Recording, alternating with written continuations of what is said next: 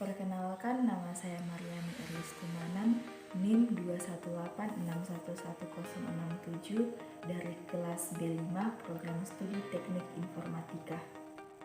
Di sini saya akan mempresentasikan penerapan tabel routing menggunakan metode VLSM untuk memenuhi tugas dari mata kuliah Jaringan Komputer Lanjutan yang diampu oleh Bapak Aryo Mikael Eskom MKOM. VLSM adalah jenis perhitungan subnetting di mana jumlah subnet lux yang akan kita berikan akan disesuaikan dengan banyaknya jumlah host di setiap subnet tersebut dan mengurutkan mulai dari yang terbanyak user sampai yang terkecil. Ini adalah contoh gambar jaringan yang akan kita buatkan subnetting menggunakan metode VLSM. Pertama, kita urutkan dulu mulai dari yang terbesar.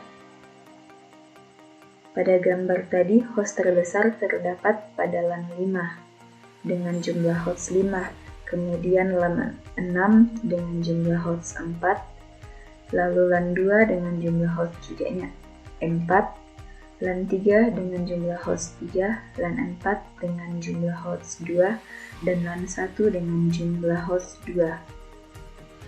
Setelah mengurutkan dari yang terbesar, kita buatkan IP address. Di sini saya buatkan menggunakan kelas C. Pada LAN 5, saya menggunakan IP address 198.128.67.0 prefix 29. Blok subnet dari 29 adalah 8 karena 8 hampir mendekati dengan host yang ada pada LAN 5, yaitu 5 host. Setelah itu kita tentukan IP awal dan IP akhir. IP awal didapat dari net ID ditambah 1 dan IP akhir didapat dengan cara broadcast-nya ditambah dengan 1. Kemudian untuk LAN 6 kita masih menggunakan prefix 29 dengan IP address-nya ditambah dengan prefix pada LAN 5 tadi, yaitu prefix 29, blok subnetnya adalah 8. Sehingga IP address untuk LAN 6 adalah 198.128.67.8. Untuk LAN 2 kita masih menggunakan cara yang sama pada LAN 5 dan LAN 6.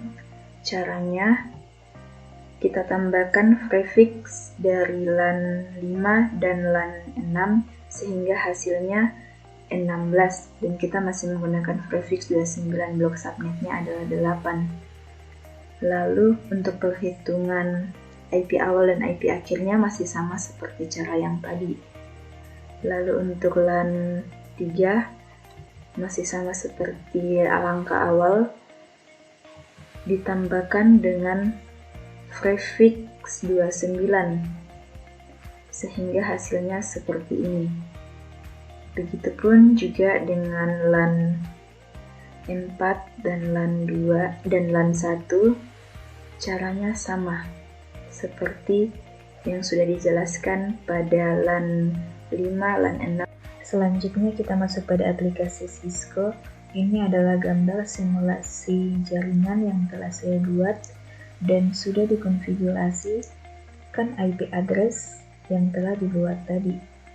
Routing tabel yang saya gunakan telah saya konfigurasi juga di dalam router. Misalnya pada router 1 terdapat 7 konfigurasi statik, misalnya IP 198.128.67.40 akan terhubung dengan router 2. Kemudian pada router yang kedua juga memiliki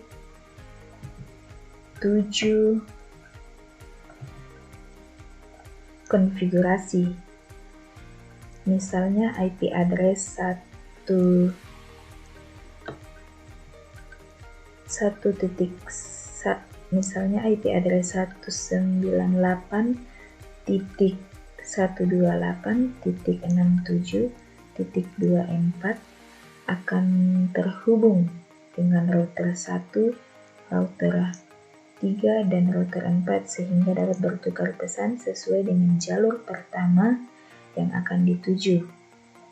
Misalnya, saya akan mengirimkan data dari PC 0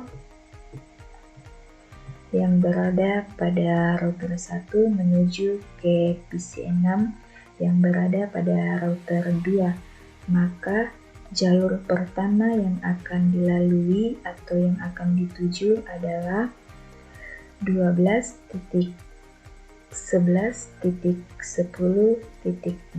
Kemudian kita jalankan, kita tunggu hasilnya, dan data akan dikirim kembali ke router 1 dan berhasil.